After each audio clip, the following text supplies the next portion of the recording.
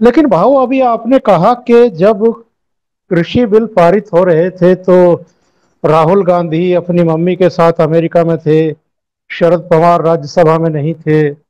दूसरी बात, पार्लियामेंट को कानून पारित करने वाली संस्था के रूप में जाना जाता है। उसका यही काम है। सरकार जो लोग बनाते हैं, चुन करके भेजते हैं, वो सरकार से अपेक्षा करते हैं। सरकार कानून बनाती है।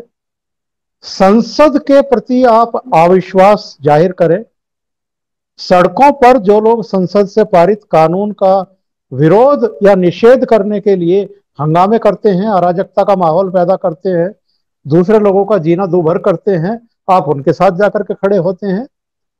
संसद द्वारा पारित किए गए कानूनों को आप रद्द करने की मांग करते हैं, काला कानून बताते हैं।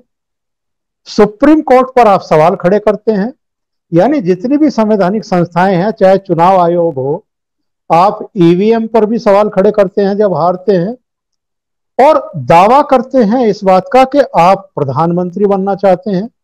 वो चाहे राहुल गांधी हो, शरद पवार हो, या अब नई नई चुन करके तीसरी बार आई है ममता बनर्जी या अरविंद केजरीवाल हो। ये जो दोहरे मानदंड हैं, आप पार्लियामेंट को नहीं मानेंगे, आप सुप्रीम कोर्ट को नहीं मानेंगे, आप चुनाव आयोग को नहीं मानेंगे, लेकिन आप प्रधानमंत्री भी बनना चाहते हैं। ये कैसे?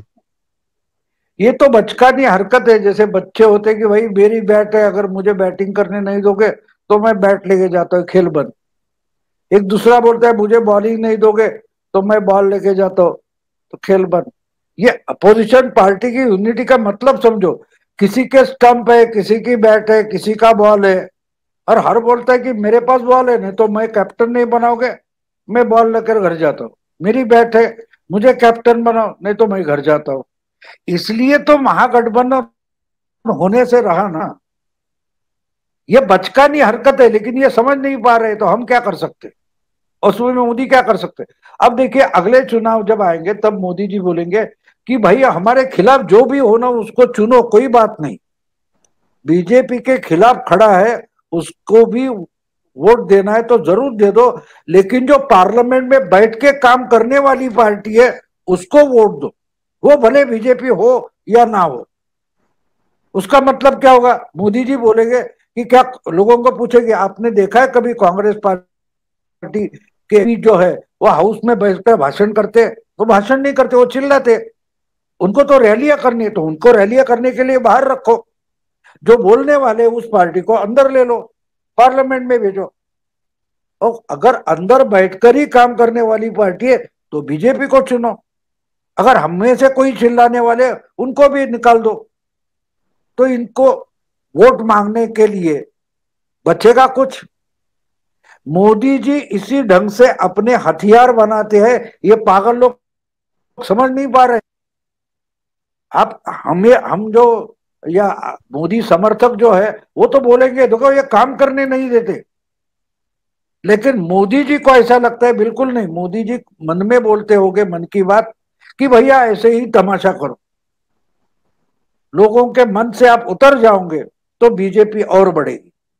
मोदी जी के लिए आसान बात है कि ये ढंग से अगर हमें सवाल ही नहीं पूछते तो हम भी तो क्या करें।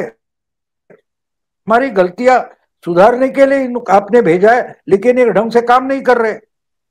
अगर आपको कोविड के सेंटर में भर्ती करो और उधर कोई काम करने वाला है नहीं, तो कोविड सेंटर का मतलब क्या बचता है।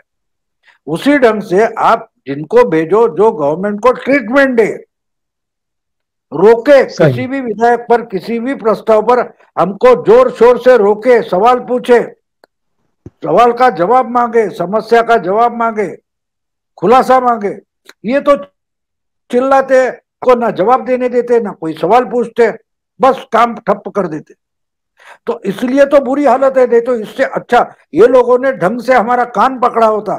जैसे वाजपेयी जी, इंदिरा जी या उनकी गवर्नमेंट, राजीव गांधी की गवर्नमेंट का कान पकड़ते थे, इसलिए तो राजीव गांधी, इंदिरा गांधी अच्छा काम कर पाए।